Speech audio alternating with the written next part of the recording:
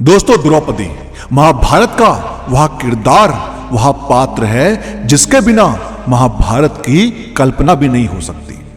महाभारत का युद्ध भले ही पांडवों ने जीता था, लेकिन युद्ध को जीतने की प्रेरणा द्रौपदी थी।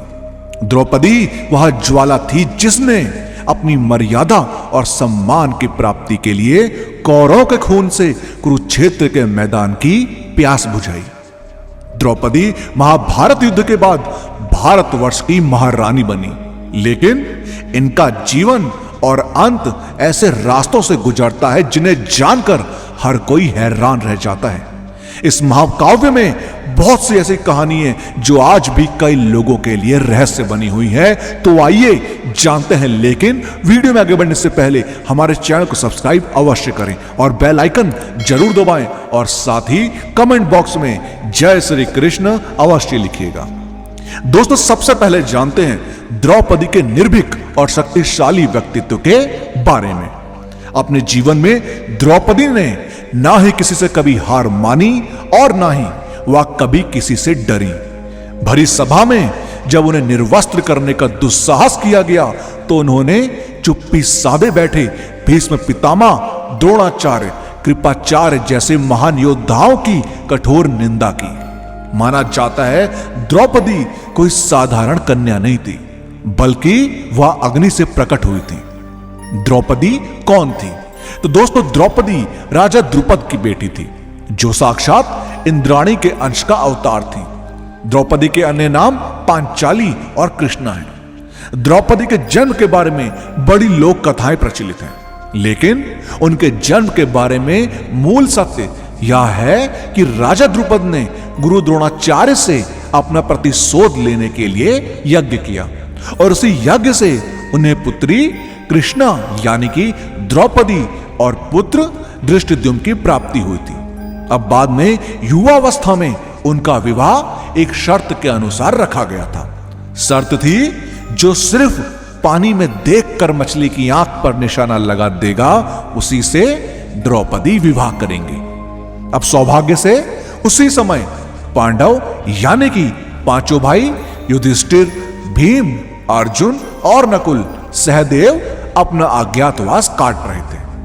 अब उसी समय वो अपनी माता कुंती से आशीर्वाद लेकर भोजन की तलाश में निकले थे और किसी तरह वो उस महोत्सव में पहुंच गए जहां उन्होंने देखा कि बड़े बड़े महावीर और दुष्ट मानसिकता वाले लोग प्रतियोगिता जीतकर द्रौपदी को पाना चाहते थे। अब द्रौपदी की सुंदरता का कोई वर्णन किया नहीं जा सकता था, क्योंकि उनकी सुंदरता अद्वितीय है। अब अर्जुन ने प्रतियोगिता जीतकर द्रौपदी से विवाह किया, लेकिन वह जैसे ही जंगल में अपनी कुटिया में गए तो उनकी मां पूजा कर रही थी। उन्हें अंदाजा नहीं था कि अर्जुन शादी करके आया होगा। तो अर्जुन ने अपनी मां से कहा कि देखो मां, मैं क्या लाया हूं। अब इस पर माता कुंती ने पूजा में विघ्न ना हो इसलिए सिर बिना घुमाए, बिना देखे कह दिया कि जो भी लाए हो पांचों भाई आपस में बराबर बराबर बांट लो। अब इतना सुनकर सबके पैरों तले जमीन खिसक गई। अब बाद में उन्हें जब सच पता चला तो यह सब उनके लिए भी पाप हो गया। अब बाद में राजा द्रुपद के यहां सभी महान गुरुओं और इष्ट को बुलाया गया, जहां पर गुरुओं की आज्ञा के अनुसार इसे नियति का फैसला माना गया और द्रौपदी को समझाया गया कि इसके पीछे विशेष कारण है और आपको यह विवाह स्वीकार करना चाहिए। अब बाद में द्रौपदी ने विवाह पांचों पांडवों से स्वीकार किया और वहीं उन्हें पांचाली नाम मिला। अब इस तरह द्रौपदी यानी कि पांचाली 5 पतियों वाली इकलौती पत्नी बन गई। हालांकि शुरुआत में द्रौपदी तैयार नहीं थी, पर बाद में गुरुओं का आशीर्वाद मानकर उन्होंने यह स्वीकार किया। अब द्रौपदी के 5 पांडवों से एक एक पुत्र हुआ। द्रौपदी के 5 बेटे थे, प्रतिविंध्य, सुतसोम, श्रुतकर्मा, सतनिका और श्रुतसेन। अब हम द्रौपदी से जुड़े कुछ अन्य अनजाने तथ्यों को जानेंगे। द्रौपदी का जन्म किस लिए हुआ? अब दोस्तों, जैसा कि हमने आपको ऊपर बताया कि द्रौपदी के जन्म के बारे में भी एक लोक कथा प्रचलित है। असल में शुरुआत में जब द्रौपदी का जन्म नहीं हुआ था, उसी समय से गुरु द्रोण और राजा द्रुपद में काफी संग्राम हुआ और गुरु द्रोण ने अर्जुन से राजा द्रुपद को हरवा दिया था। अब विवाद शुरू हुआ राज्य की सीमा को लेकर। पांचाल के राजा द्रुपद को द्रोण की ओर से पांडव राजकुमार अर्जुन ने हराया था, जिन्होंने तब उनके राज्य का आधा हिस्सा ले लिया था। अब इसी बदले को पूरा करने के लिए द्रौपदी का जन्म हुआ था। द्रौपदी अपने भाई धृष्टद्युम्न के बाद यज्ञ की जलती हुई अग्नि से एक बेहद सुंदर काली चमड़ी वाली युवती के रूप में प्रकट हुई थी।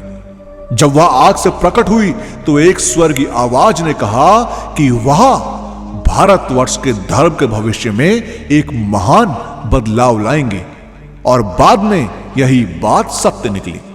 राजा द्रुपद के लिए द्रौपदी एक अवांछित संतान थी।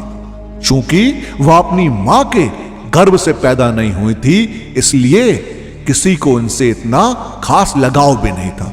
अब वह आग से एक वयस्क के रूप में पैदा हुई थी, जिसमें उनके बचपन या किसी के पालन पोषण की कोई सराहना नहीं की जा सकती।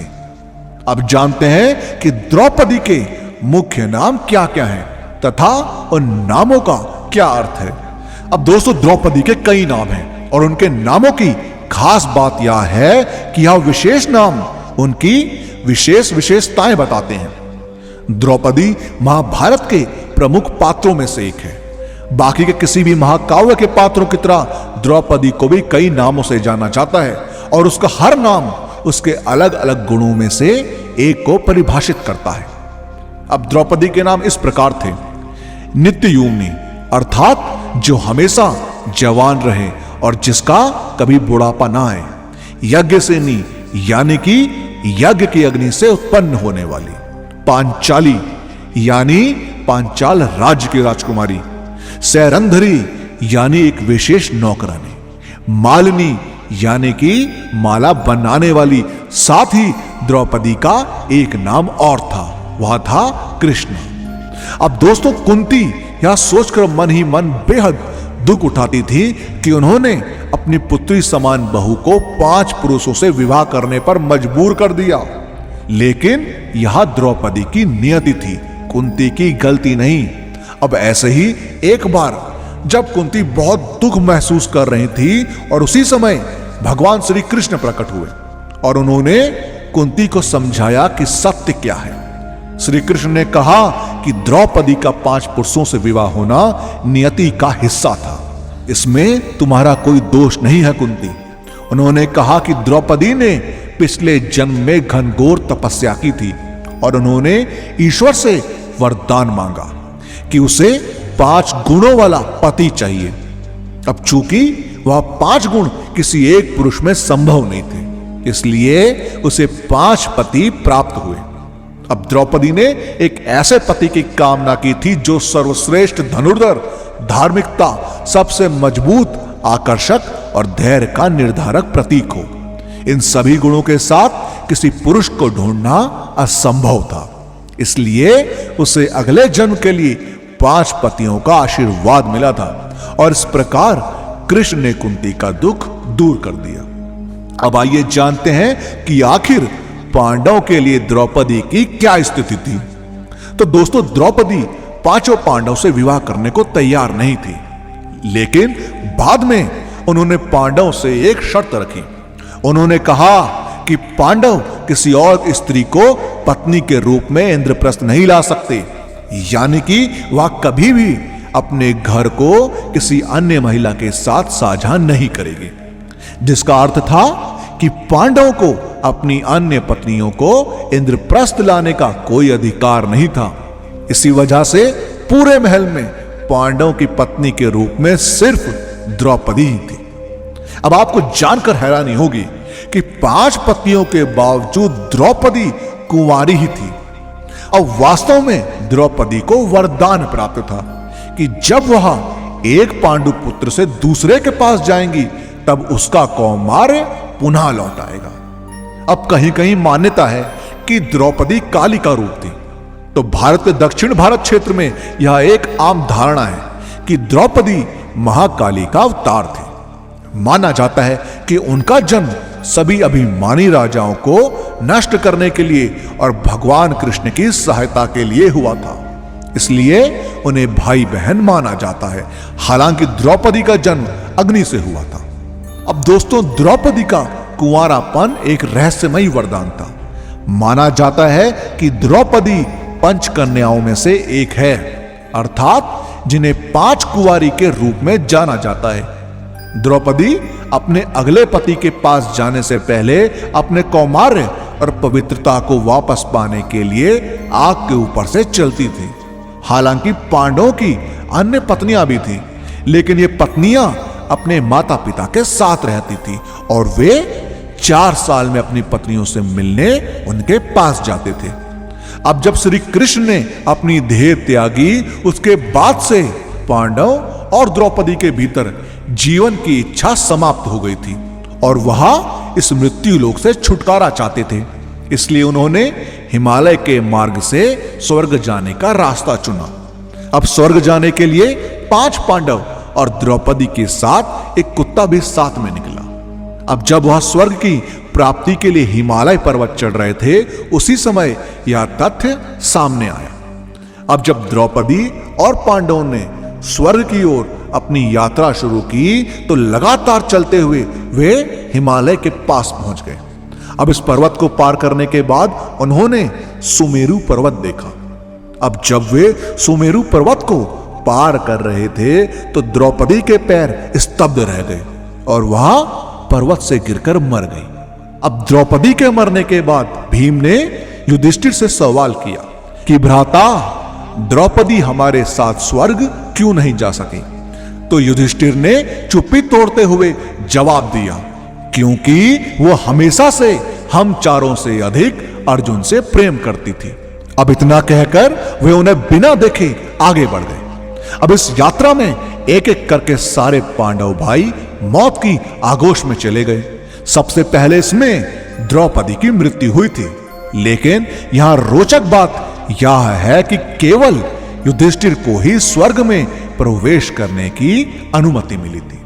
दोस्तों, आपका इस बारे में क्या कहना है? हमें कमेंट के माध्यम से जरूर बताएं और इस वीडियो का पार्ट 2 चाहिए हो तो कमेंट्स में पार्ट 2 जरूर लिखें। और वीडियो पसंद आई हो तो लाइक और शेयर करना मत भूलिएगा। हम आपको मिलते हैं अगली वीडियो में।